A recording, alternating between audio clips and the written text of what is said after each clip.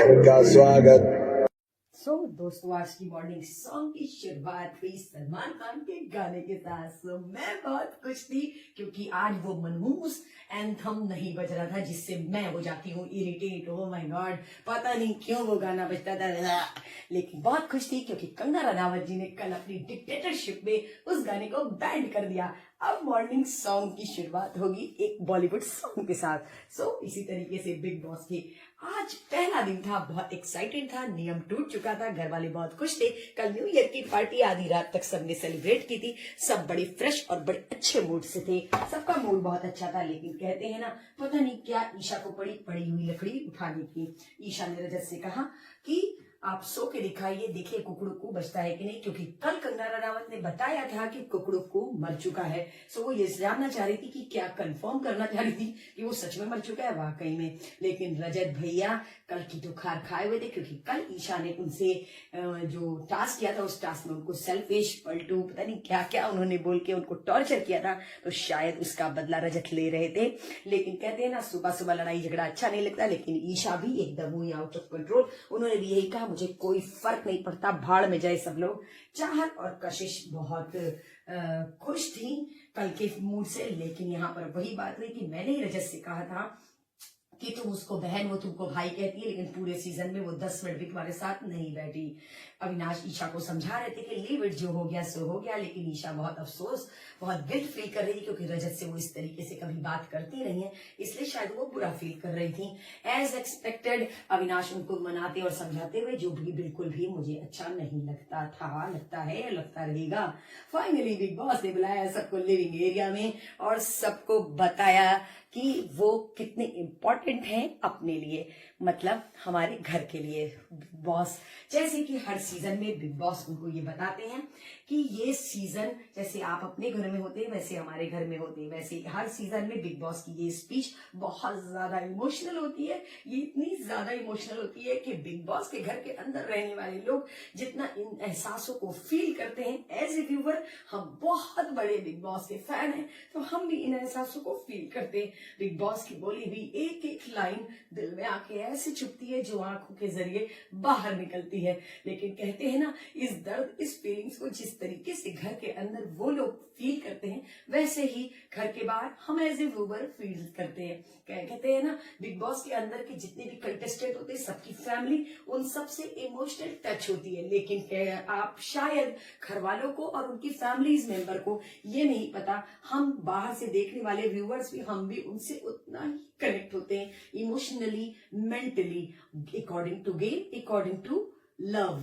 हम उनसे ऐसे अटैच होते हैं क्योंकि उनकी फीलिंग्स के साथ हम जुड़े थे, चाहे वो किसी का हस्बैंड हो, किसी का भाई हो, किसी का बहन हो, किसी की माँ हो या किसी की बीवी हो, उस दर्द को बहुत अच्छे से महसूस कर सकते हैं। क्योंकि 3 महीना किसी अपने से दूर रहना और किसी अपने को देख ना पाना, उससे बात न कर पाना, उससे मिल ना पाना, ये बहुत बड़ी बात होती है। इस एहसास को फील करना बहुत बड़ी बात होती है, हर कोई फील नहीं कर सकता, लेकिन हम बिग बॉस के फैन हैं, मेरे जैसे जितने भी व्यूअर्स होंगे वो शायद इस फीलिंग्स को समझ पा रहे होंगे। बहुत ज्यादा आंखें नम हुई शिल्पा जी की, विवान की, करण की और श्रुतिका की और चाहत की।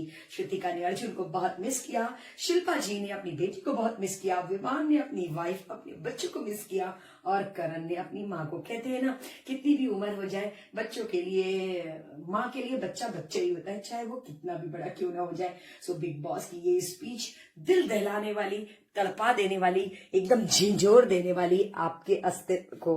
तो ये जब स्पीच हर साल बिग बॉस देते हैं तो हम एज ए व्यूअर्स बाहर बैठ के बहुत रोते हैं। मेरे बच्चे तो गुस्सा आ जाते हैं मेरे ऊपर, बोलते हैं मम्मी आप क्यों रो रही है, पर मैं अपने बच्चों को क्या बताऊं।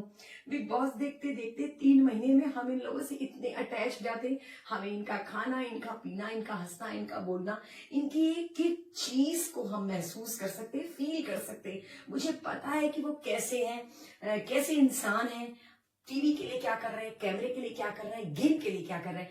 हम उनको इतना ज्यादा जान जाते हैं, शायद वो खुद भी अपने आप को उतना नहीं जान पाते हैं, इसलिए हम उनके साथ अटैच होते हैं। लेकिन ये कहते हैं ना, फ्रीज और रिलीज, ये फ्रीज और रिलीज वाला गेम ना बहुत खतरनाक होता है, बहुत दर्दनाक होता है और बहुत तड़पा देने वाला होता है, बहुत ज्यादा कंटेंट वाला होता है। जैसे कि हम सब जानते हैं, कंटेंट के लिए एंडामॉल कुछ भी कर सकता है, किसी भी तरीके का सीन क्रिएट कर सकता है। तो एंडामॉल का तो ये जो फैमिली वीक होता है ना, उस फैमिली वीक में वो अपनी पूरी कसर निकाल लेते हैं उसी तरीके से।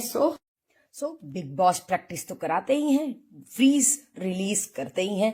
सब बड़े घबराए हुए थे, बहुत इरिटेट हो रहे थे। मतलब चूम तो इतना ज्यादा चूम और शिल्पा जी डिस्टर्ब हो गई थी। उन लोग को कहते लालच बढ़ गई थी, वो लोग सोच रहे थे बस अभी टास्क शुरू हो जाए।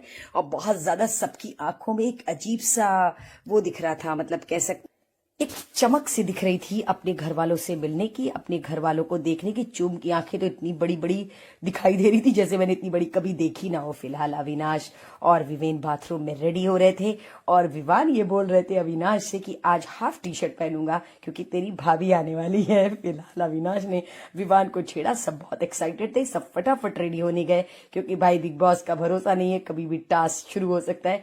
श्रुतिका करण से ये कह रही थी तुम अपने इमोशंस कैसे कंट्रोल कर लेते हो। अविनाश और ईशा आपस में ये बात कर रहे थे, उनको ये फिक्र थी कहीं तुम्हारी माँ के मुझे झापड़ न लगाए, क्या होगा। बहुत एक्साइटेड थे, सब बहुत खुश थे, या फिर ये कह सकते कि वो ये देखना चाह रहे थे कि घर में सब लोग आएगा तो कैसा लगेगा। बहुत एक्साइटेड थे सबसे मिलने के लिए। फाइनली घर में एंट्री हो चुकी थी चाहत की माँ की। ओ चाहत की माँ को तो हमने पहले भी इंटरव्यू में कन्फेशन रूम में उनको देख चुके हैं। तो भाई उनकी एंट्री तो हुई, उनको कोई पहचान नहीं रहा था सिवाय अविनाश के। अविनाश बैठे थे डाइनिंग एरिया में और वहीं पर वो पहुंच गए और उन्होंने अविनाश की लगाई बहुत जबरदस्त क्लास। भाई उन्होंने अविनाश को बोलने में कोई भी कसर नहीं छोड़ी, उन्होंने सब कुछ सुना के रख दिया। पर मैं पता है क्या सोच रही थी, मैं ये सोच रही ठीक है अविनाश ने जो कुछ भी बोला वो माँ है, उनका गुस्सा है, उनकी नाराजगी है, पर उन्होंने जो बातें निकाली वो बहुत पुरानी थी। और इस घर में जब सब लोग आते हैं नए नए, तो नए नए होने की वजह से मतलब सबके मुंह से बहुत सी चीजें निकल जाती जो कि वो नहीं चाहते हैं कि निकले। लेकिन अभी क्या बोला जाए, माँ तो माँ होती है ना भाई, उनके लिए अपना बच्चा बहुत सही होता है। लेकिन ईशा बहुत नाराज हो रही थी, लेकिन अविनाश के अंदर तारीफ है कि वो खामोश थे। फाइनली चाहत को बिग बॉस ने किया रिलीज। चाहत दौड़ती हुई आई और वो अपनी माँ से तड़प के एक बच्चे की तरह बिलक के रोने लगी। खैर वो लड़की अकेली ऐसी प्लेयर है जो अब तक बिग बॉस में बनी हुई है, उसको किसी का भी सपोर्ट नहीं है, कोई भी उसका साथ नहीं देता है, सब के सब उसको एलिमिनेट करने के चक्कर में लगे रहते हैं। ये बात तो सही है, लेकिन हाँ उन्होंने रजत की भी लगाई बहुत जबरदस्त क्लास, लेकिन कंटिन्यूअस वो अविनाश को अटैक कर रही थी। लेकिन हमने चाहत को देखा, चाहत लगातार अपनी माँ को नहीं नहीं नहीं नहीं करके मना किए जा रही थी उन्होंने, लेकिन बिल्कुल भी चाहत की नहीं सुनी। ये समझ में आ गया, उन्होंने चुम को कहा बेबी डॉल। वो अविनाश अरे शिल्पा जी से बहुत प्यार से मिली और उन्होंने करण को कहा कि आप मुझे बहुत पसंद है। मैं बाहर इंटरव्यू में बोल के आई हूँ कि विनर चाहत और करण होंगे। करण ने बहुत अपनी डिसेंटी दिखाई, उन्होंने उनसे ये कहा कि आप अविनाश से ऐसे बात ना करें। खैर हाथ जोड़ के करण ने अपना फर्ज निभाया एज ए कह सकते हैं कि मतलब बड़ा भाई, जो कि अविनाश के अंदर अरे करण के अंदर जो क्वालिटी दिखती है। रजत को उन्होंने बहुत सही बोला कि जब प्रेस रिपोर्टर ने इंटरव्यू देके गए थे, प्रेस रिपोर्टर ने जब आपसे बोला कि आप और चाहत की बाहर रील्स चल रही है, तब आपने उसको टारगेट कर लिया। ये बात तो हकीकत है, मैंने अपनी वीडियो में भी कहा था, शायद आप लोगों ने नोटिस नहीं किया होगा। मेरी वीडियो को फिर से जाकर के देखिएगा। जब इंटरव्यूज हुआ था उस वक्त रजत ने जिस तरीके से उनकी तारीफ की गई थी, शायद उनको उन्होंने गलत वे में ले लिया और उस तरीके से वो चाहत को बहुत बुरी तरीके से टारगेट करने लगे। लेकिन कहते हैं ना, चाहत की मम्मी पूरी खार खा के आई थी, लेकिन उन्होंने विवान से भी ये कहा आपको दीमक की तरह कोई खा रहा, अब आपके लिए समझदार के लिए इशारा काफी है। अब वो कब समझेंगे नहीं पता। फाइनली घर के अंदर एंट्री हो चुकी थी शिल्पा जी की बेटी की, जिसके लिए मैं बहुत खुश थी, मैं इतनी ज्यादा खुश थी। और वाकई में बहुत खूबसूरत है शिल्पा जी की बेटी, इतनी प्यारी, इतनी क्यूट, इतनी खूबसूरत, बहुत अच्छी लग रही थी। मैंने सोचा भी नहीं था कि शिल्पा जी की बेटी इतनी प्यारी, इतनी स्मार्ट सी होगी। फिलहाल बिग बॉस ने सबको रिलीज कर दिया था। शिल्पा जी की जब बेटी घर के अंदर आई थी, करण को, विवान को, अविनाश को, यहाँ तक कि उन्होंने रजत को भी रिलीज कर दिया, लेकिन वो मिलना बिल्कुल नहीं चाहती। लेकिन शिल्पा जी को उन्होंने नहीं किया रिलीज, जिसकी वजह से शिल्पा जी बहुत परेशान थी और वो शिल्पा जी को बहुत ज्यादा इरिटेट करते बिग बॉस। बिग बॉस तो वैसे भी करते ही हैं, ये फैमिली वीक आता ही है बड़ा इंटरटेनिंग, उसमें थोड़ी सी हंसी, थोड़ा सा मजाक, सब कुछ होता है। लेकिन जिस तरीके से चाहत अपनी माँ से मिली, उनके कदमों पे गिर के उनके पैरों को छूते हुए, बहुत इमोशनल टच था। और एक लग रहा था कि उस लड़की के दिल में अपनी माँ के लिए कितनी डर है, क्योंकि उनकी माँ जब बोलेगी तो चाहत एकदम खामोश थी। अविनाश ने जो बात पीठ पीछे कही कि अब मैं अगर बता दूं सच्चाई तो उनको पता चलेगा, वो जो बहुत अपनी बेटी का फेवर ले ली। खैर करण ने अपनी मैच्योरिटी दिखाई, करण ने अविनाश को समझाया और मना किया कि तुम ऐसा कुछ मत बोलना। अविनाश से बाद में जानने की भी कोशिश की करण ने कि आखिर क्या ऐसा मैटर है, पर खैर अविनाश ने कुछ भी नहीं कहा। Good job Avinash.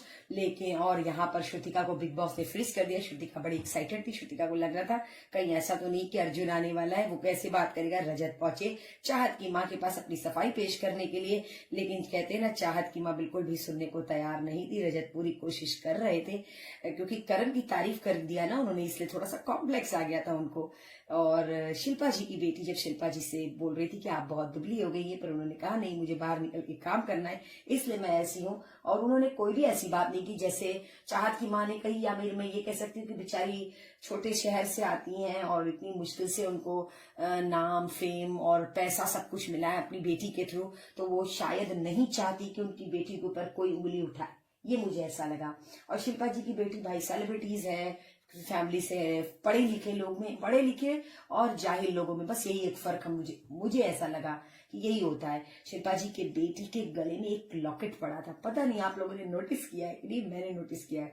और वो उस लॉकेट पे उर्दू में लिखा हुआ था उनकी बेटी का नाम अनुष्का। मैं बहुत गहराई से एक एक चीज देखती हूँ। सो दोस्तों मैं आप लोगों को बता रही हूँ, एक बार देखिएगा, उसके गले का लॉकेट में उर्दू में लिखा हुआ है अनुष्का।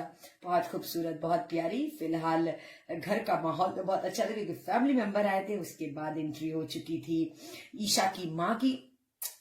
फिलहाल ईशा की माँ को तो हम वैसे भी पहले कन्फेशन रूम में देख चुके हैं, बिग बॉस ने दिखाया था। तो वो जब घर के अंदर उनकी एंट्री हुई, तो वो आने के बाद मतलब वो जब आई तो भाई सारे लोग फ्रीज थे, बहुत ज्यादा ईशा एक्साइटेड थी, लेकिन फ्रीज होने की वजह से वो अपनी माँ से मिल नहीं पा रही थी, ये हम कह सकते हैं। उनकी ही तड़प दिखा रही थी। उनकी माँ डिसेंटली आकर के करण से उन्होंने मिली, और वो विवान से मिली, उन्होंने चूम से भी मिली, रजत को भी आशीर्वाद दिया, अविनाश को भी आशीर्वाद दिया। मतलब वो बहुत अपनी डिसेंटी से एक एक घर के एक एक मेंबर से उन्होंने मुलाकात की। लेकिन मैं सच बताऊं, बीच बीच में जब बिग बॉस बोल रहे थे ना, बहुत इरिटेटिंग लग रहा था। मैंने कहा ना, बिग बॉस अब की बार कुछ ज्यादा ही बीच बीच में उन्होंने इंटरफेयर किया। उनका इंटरफेरेशन बिल्कुल भी अच्छा नहीं लग रहा था, पता नहीं क्यों, मुझे नहीं अच्छा लग रहा था। हर बार इस तरीके से बिग बॉस आते नहीं है, बीच में इन्वॉल्व नहीं होते, पता नहीं क्यों अब की बार भी इन्वॉल्व हो रहे थे, मुझे भी नहीं समझ में आ रहा था। उनका ये तरीका बिल्कुल भी अच्छा नहीं लग रहा था। फैमिली वीक था, सब एक दूसरे से मिल रहे थे, एक अच्छा माहौल था, लेकिन बीच बीच में पता नहीं क्यों उनका कूदना ना, बड़ा गुस्सा आता है मुझे उनके कूदने के तरीके के ऊपर।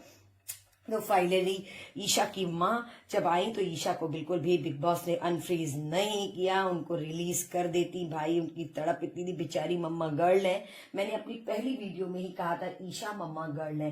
देखते हैं ये मम्मा गर्ल क्या करती है, मम्मा गर्ल अकेले कैसे रहती है। पर सच बताऊं, मम्मा गर्ल है, मम्मा ने अपनी बेटी को इतना ज्यादा स्ट्रांग बना करके भेजा है। शायद यही वजह है कि ईशा अब तक इस घर में टिकी हुई है।